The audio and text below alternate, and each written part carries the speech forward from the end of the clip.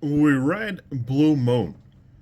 When she chose Master Vampire Jean Claude over her ex-fiancé, Alpha Werewolf Richard Zeman, Anita learned that sometimes love is not enough.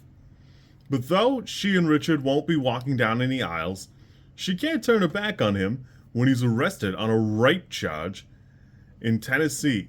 Anita knows firsthand that Richard has the morals of a saint, or at least those of a Boy Scout, but his guilt or innocence will not be the issue. Hold on. But his guilt or innocence is not the issue. He's behind bars, and in 5 days, a full moon will rise. I'm not going to lie, at the end of Burnt Offering, I commented that the book is just a little full. I don't care for the were-leopards. I don't know.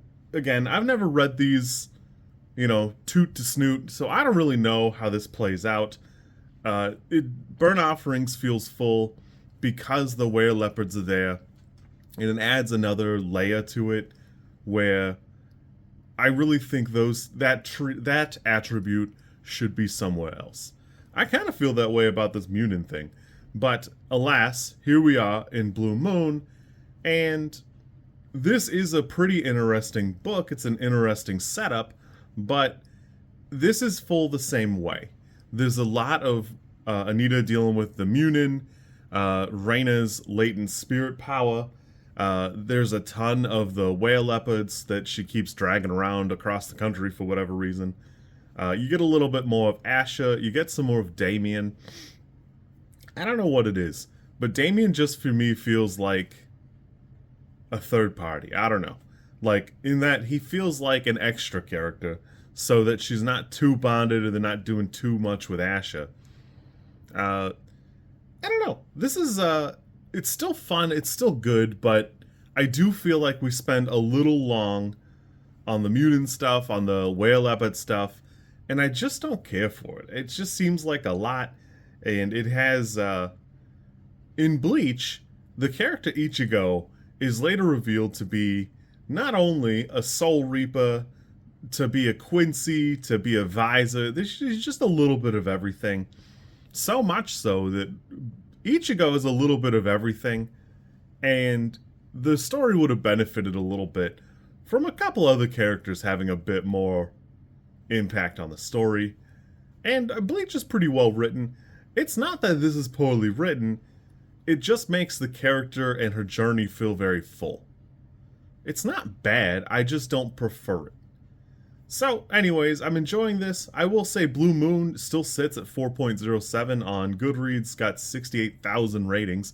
So, while it's not my favorite trend as books go, it's still pretty interesting. I will say for everything else that annoys me, one thing I love about the way Laurell K. Hamilton writes action is it's always so abrupt, it's quick, it's violent, and it doesn't drag out chapters and chapters and chapters. It doesn't really need to. Especially when there's gunplay involved, every action scene goes by so quickly. And people just drop. It's abrupt, it's crazy. So she does nail a lot of different aspects of this. And man, it feels great. I'm really loving the book. We have had a lot of moral quibbles, and I really do enjoy those.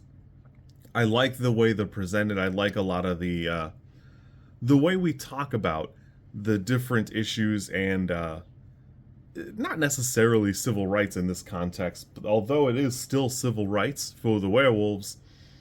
But Anita's leaning more and more towards she's pretty defensive of the monsters when something goes down. And Anita was never really so prejudiced that she would outright attack a monster just out of pocket. It was never her thing. But she's certainly leaning more and more towards monster advocate. And I like that. We saw some pretty interesting issues in Burnt Offerings. We saw some crazy vampires there.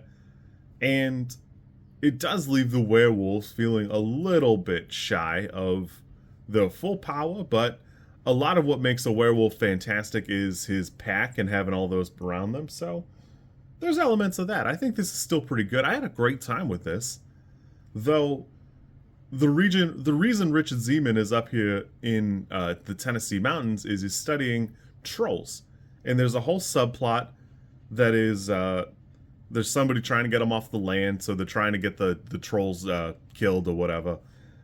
But the book is so full of everything else, we don't really see the trolls. Anita describes them, Anita talks about them a little bit, and I think that's cool, like world building and that type of thing, but we don't spend any real time with them. We spend a bit of time on Anita and Richard's problems, the Pack's problems, the local vampires, stuff like that. But I certainly would have liked to see shades of that, and it's kind of an issue only in that these books only really present you things that are relevant to the story going on right now.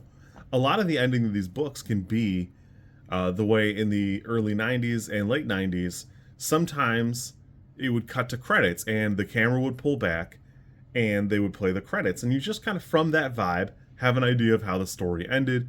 You really don't need to see like them cut away to in a hospital and having that like Frodo and the Fellowship moment. It's not necessary to what's going on. This is actually different in that sense that Anita does comment that she puts a little bit distance at the end of the book between her and Richard and Jean-Claude, and she's working really hard to control her powers now that they've basically spiraled out of control. And we've seen that a little bit, but it is interesting because she's had sort of this vibe before where she had 3 marks and she got the extra marks from the Aztec vampire, and then she lost her marks. She was human again. So it's kind of an interesting, like, bordering on reset. But it actually is kind of crazy that there's even bordering on an epilogue, because there's not been one in a book yet.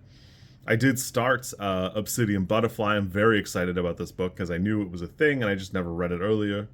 I will probably read Obsidian Vampire and then go back to Bite, which is supposed to be 8.5. My bad. You kids be good. I'll check on you soon, and we'll go from there.